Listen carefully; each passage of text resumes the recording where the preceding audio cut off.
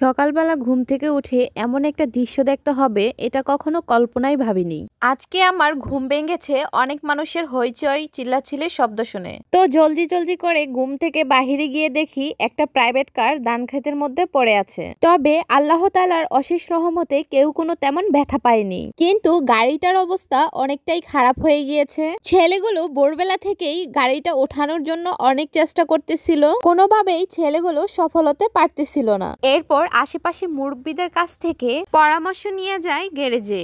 বড় বড় দুটো চেইন কিনে নিয়ে আসে গ্যারেজ থেকে। চেইন দুটো গাড়ির সামনের দিকে ভেদে তারপরে আস্তে আস্তে করে গাড়িটা টানতে টানতে ওঠাতে সফল হয় তারা কয়েকজন মিলে এই গাড়িটা করে গিয়েছিল খেজুরের রস খাওয়ার জন্য।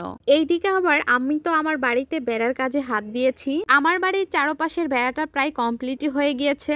এখন শুধু কয়েকটা খুঁটি এবং জিআই তারগুলো ভালো করে টাইট দেওয়ার বাকি ছিল। তো সেইগুলোই আমি দাঁড়িয়ে দাঁড়িয়ে ভালোভাবে টাইট দিতেছিলাম। যে কোনো কাজই সবাই মিলে করলে কঠিন কাজও সহজ মনে হয়। আমার বাড়িতে এত বড় বেড়াটা আমি যে অল্প সময়ের মধ্যেই দিয়ে ফেলবো সেটা আমি ভাবতে পারিনি। আসসালামু আলাইকুম, কি অবস্থা, কেমন আছেন? আমি ডালিয়া, লুৎফর্স মাইন্ড পেজ থেকে আপনাদের সকলকে স্বাগতম। ছোট থেকেই দেখতাম আমার বাবার বাড়িতে কোনো ছোট ছোট কাজের মধ্যে কখনো বাড়িতে মিস্ত্রি ডেকে আনতো না আমার মা খুব সুন্দর করে সম্পূর্ণ কাজগুলোই একা একা সম্পূর্ণ করে ফেলতো। আমার মায়ের কাজে কখনো আমাদের হাত দিতে হয়নি।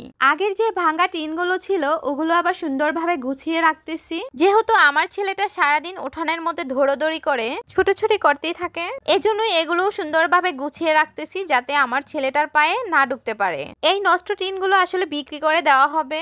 যাই হোক, এরপরে আমি ভালোভাবে টিনগুলো মুছে নিচ্ছি। মুছে নেওয়ার পর সুন্দর করে এই টিনগুলোতে রং দেওয়া হবে। এই টিনগুলোর মধ্যে প্রচুর পরিমাণে ময়লা ছিল, এজন্য মুছে নিচ্ছি যাতে সুন্দরভাবে রংগুলো লাগতে পারে। চারদিকে রঙের কার্যক্রমটা শেষ করে ভাবছি কয়েকটা ফুল গাছ এনে লাগিয়ে দেব। প্রথমে যখন আমরা এ বাড়িতে এসেছিলাম তখন ভেবেছিলাম এ বাড়িতে আমরা কিছুই করব না, কিন্তু এ বাসায় থাকতে থাকতে আমাদের 4 বছর হয়ে যায়, আর এখন এই বাড়ির প্রতি অন্যরকম একটা মায়াও হয়ে যায়। এখন ভাবতেছি আমাদের এই বাড়িতে নতুন করে কিছু ঘরবাড়ি করব। প্রতিটা জায়গায় থাকতে থাকতে যেমন একটা মায়া তৈরি হয়ে যায়, ঠিক তেমনি মানুষের সাথে থাকতে থাকতেও মানুষের প্রতি অন্যরকম মায়া হয়ে যায়। অনেকদিন পর আমার মা আমাদের সাথে দীর্ঘ 1 মাস আমাদের বাড়িতে ছিল।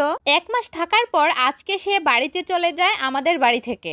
এইদিকে তো আবার আমার মা চলে যাওয়াতে আমার ছেলের মনটা অনেক খারাপ হয়ে গিয়েছে। আব্দুল্লাহ তো সারাদিনটাই কেটেছে তার নানুর সাথে হাসাহাসি এবং খেলাধুলা করে। মা যেহেতু বাড়িতে চলে যাবে তার জন্য আমরা একটু বাসায় পিঠার আয়োজন করেছি। আমি যেহেতু তেমন একটা পিঠা বানাতে পারি না, এজন্য মা থাকতে থাকতে আমাদের অনেক পিঠাই খাওয়া হয়েছে।